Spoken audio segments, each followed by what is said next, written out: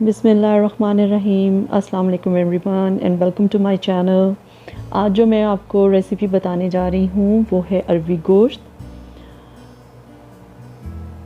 I hope आपको ये recipe अच्छी लगेगी।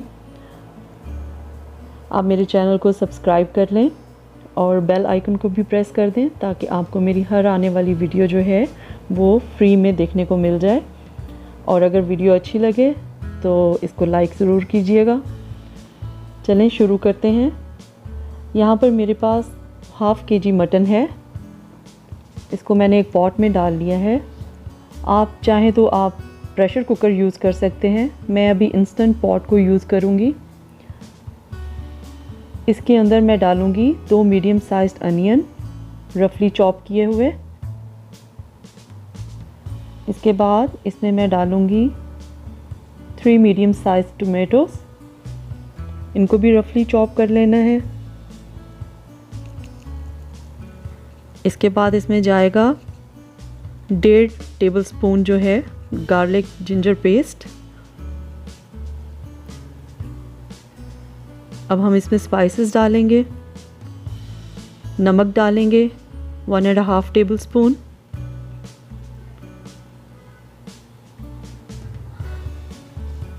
अब हम इसमें रेड चिली पाउडर डालेंगे 1 टेबलस्पून। अब इसके अंदर डालेंगे क्रश्ड रेड चिली 1/2 टेबलस्पून। मतलब कुटी हुई जो मिर्चें होती हैं उनको आधा टेबलस्पून हम डालना है। हल्दी पाउडर डालेंगे 1/4 टेबलस्पून। इसके बाद धनिया पाउडर जो होता है वो हम डालेंगे 1 टेबलस्पून। इसके बाद हम डालेंगे गरम मसाला 1/4 टेबलस्पून, 1/4 चम्मच। और इसके अंदर हम 2 कप पानी डाल के इसको मिक्स कर लेंगे।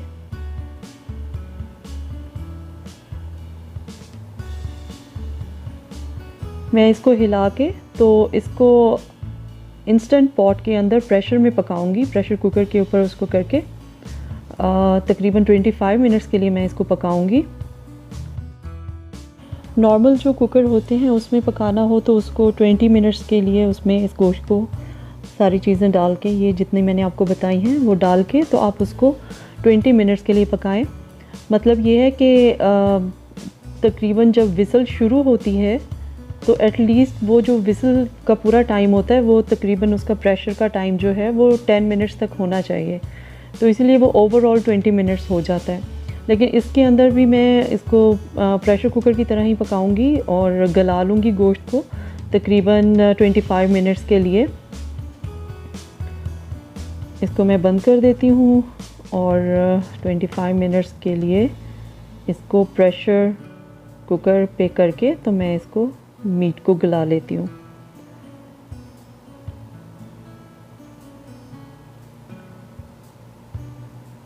ये देखिए 25 मिनट्स पे मैंने इसको रख दिया हुआ है, तो इसमें हमारा गोश्त गल जाएगा। ये बंद हो गया है अब, और इसकी मैं स्टीम निकाल देती हूँ। नॉर्मल जैसे कुकर्स में होता है उसी तरह से इसका भी है। इसकी स्टीम निकल जाए तो हम देखते हैं हमारा गोश्त जो है वो गल चुका होगा। अब हम ये करेंगे कि हम एक पॉट रखते हैं चूल्हे के ऊपर मीडियम हीट पे, और जो ये हमने गोश्त गलाया है इसको ग्रेवी में से, ये जो इसकी यखनी है उसमें से निकाल के कोशिश करेंगे कि इसके टमाटर और प्याज वगैरह जो गल चुके हैं वो भी साथ इसके चले जाएं। दूसरे पॉट के अंदर इसको ट्रांसफ़र कर देंगे और इसका जो ग्रेवी है, जो इसकी यखनी है वो भी हम रखेंगे, उसको हम बाद में यूज़ करते हैं। अब ये मैं इसके अंदर सारा गोश्त भी और उसके साथ कोशिश कर रही हूँ कि स्ट्रेनर के साथ टमाटर और प्याज वगैरह जो हैं वो भी दूसरे पॉट के अंदर मैं उसको डाल रही हूँ। दूसरे पॉट के नीचे मीडियम हीट पे मैंने उसको रखा हुआ है। ये देखिए मैंने सारा डाल लिया है।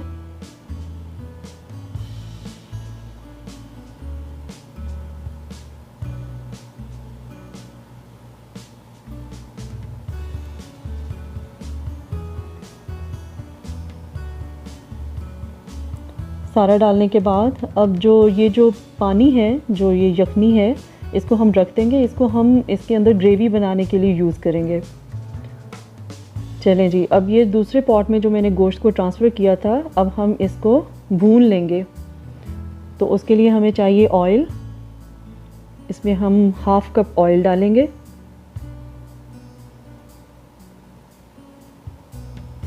हाफ़ कप ऑयल डाल के हम इसको अच्छी तरह से भून लेंगे, ताकि इसके अंदर जो पानी थोड़ा बहुत है वो भी ड्राई हो जाए और मसाले भी अच्छी तरह से, जो टमाटर प्याज वग़ैरह हैं वो भी अच्छी तरह गल जाए और भुन जाए मसाला इसका।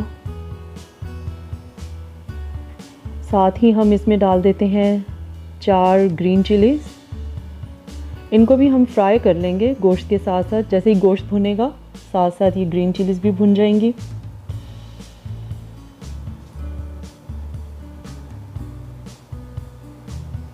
इसको आपने मीडियम हीट के ऊपर फ्राई कर लेना है। मीडियम टू हाई की तरफ आप कर सकते हैं। ये देखिए गोश्त फ्राई हो रहा है, ऑयल इसमें आहिस्ता आहिस्ता जो है वो सेपरेट होता जा रहा है उससे। यहाँ पर देखें ऑयल जो है वो काफ़ी हद तक सेपरेट हो गया है। अब हम ऐसे करेंगे कि हम इन ग्रीन चिलीज़ को निकाल लेंगे, क्योंकि अगर हम इसको सारा टाइम पकाते रहेंगे इसके अंदर तो ये एंड तक तो बिल्कुल ही घुल जाएंगी। लेकिन मुझे इनको इसी तरह से रखना है, थोड़ा पूरी तरह से वो नहीं करना है कि बिल्कुल पक जाए, बिल्कुल घुल जाए। तो मैं इनको फ्राई करके निकाल लेती हूँ। देखिए गोश्त हमारा फ्राई हो गया। अब हम इसमें अरवी डालेंगे। इस अरवी को मैंने, ये 1 किलो अरवी है, 1 kg। इसको मैंने छील लिया था और धो लिया था, और इसको एक जैसी शेप में आपने एक जैसे साइज़ में काटना है। अब कोशिश किया करें कि अरवी जब ख़रीदें तो उसको एक जैसे साइज़ की ख़रीदें। अगर एक जैसे साइज़ की नहीं मिलती है तो आप उसको कोशिश करें कि एक जैसे साइज़ की काट लें, क्योंकि ये होता है कि जब अरवी पकती है तो अगर वो एक जैसी ना हो या एक जैसी कटी हुई ना हो तो कहीं कहीं से वो कच्ची हो जाती है और कुछ हिस्से उसके जो हैं, कुछ अरवियाँ जो हैं वो बीच में से पक जाती हैं। तो अरवी को भी डाल के अच्छी तरह से भून लें। इसको भूनना बहुत ज़रूरी है, वरना अरवी जो है ये ऐसी सब्ज़ी है जो लेस छोड़ जाती है, और अगर इसको सही तरह भूना ना जाए और इसमें पानी डाल दिया जाए तो ये लेस छोड़ जाएगी। दूसरा तरीका ये है इसके अंदर, जो कि मैं इसमें भी यूज़ करूँगी। वैसे तो ये भुन चुकी हैं, लेकिन मैं इसमें यूज़ करूँगी आपको बताने के लिए। मैं इसमें 1 कप जो है वो दही फेंट के उसको डाल दूँगी। हीट आहिस्ता कर लें चूल्हे की और इसमें दही डालें। कभी भी आप तेज़ फ्लेम के ऊपर दही को मत डालें, हीट आहिस्ता कर लें, फिर दही डाल दें। 1 कप दही मैंने इसमें डाला है। अब मैं हीट को दोबारा तेज़ कर दूँगी, मीडियम टू हाई की तरफ करूँगी और इसको अच्छी तरह से भून लूँगी, यहाँ तक कि दही का पानी भी जो है वो उसमें बिल्कुल ड्राई हो जाए और अरवी भी अच्छी तरह हमारी भून जाए, और ये है कि ऑयल जो है वो सेपरेट हो जाए। इस तरह से दही डाल के जब अरवी को भूनते हैं तो उसमें लेस नहीं बनती है। बहुत अच्छा हमारा सालन बनेगा और इंशाल्लाह इसका टेस्ट भी बहुत अच्छा होगा। दही की वजह से अरवी में टेस्ट भी बहुत अच्छा आता है। ये देखें यहाँ पर अरवी को भूनते हुए थोड़ा टाइम हो चुका है, लेकिन अभी भी उसमें थोड़ी थोड़ी सी ग्रेवी है, थोड़ा थोड़ा सा इसमें पानी है। मैं इसको अच्छी तरह से भूनूंगी कि मसाला बिल्कुल ड्राई हो जाए।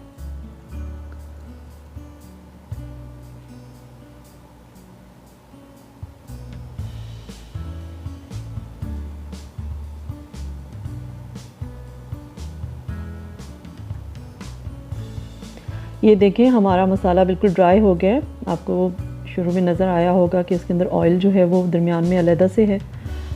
तो अरवी हमारी भुन चुकी है अच्छी तरह से। अरवी बनाने में सारा जो है वो कमाल ही इसको भूनने का होता है। अब हम इसमें ऐड करते हैं पानी। अब हम इसके अंदर वो यखनी जो थी मीट, जिसमें हमने पानी में गलाया था गोश्त को, मटन को गलाया था, वो वाला पानी हम इसमें डालेंगे। मुझे अरवी गोश्त बनाने के बाद तकरीबन इतनी ग्रेवी चाहिए जितनी अभी नज़र आ रही है।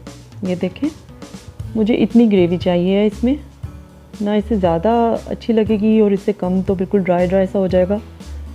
तो इसलिए मैं इसके अंदर थोड़ा सा पानी और डालूँगी। तकरीबन मैं इसमें 1.5 कप पानी डालूँगी।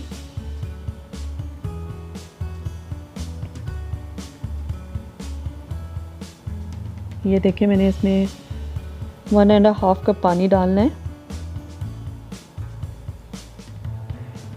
इसको हिला के फिर हम इसको कवर कर देंगे और इसको 10 मिनट्स के लिए 10 मिनट के लिए हम इसको मीडियम हीट पे पकने के लिए रख देंगे ताकि हमारी अरवी भी अच्छी तरह से गल जाए।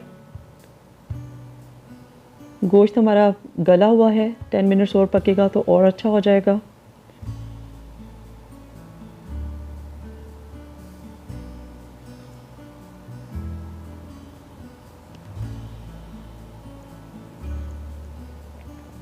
ये देखिए 10 मिनट्स हो गए हैं इसको मीडियम हीट पे पकते हुए।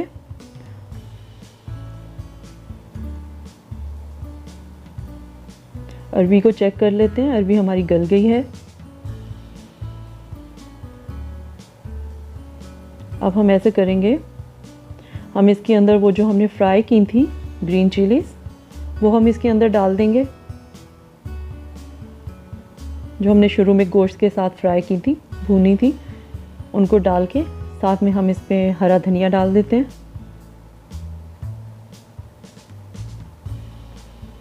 और इसको कवर करके 10 मिनट्स के लिए मैंने इसको लो हीट पे, बिल्कुल लो फ्लेम पे पकाना है ताकि धनिए का और हरी मिर्चों का फ्लेवर इसके अंदर आ जाए।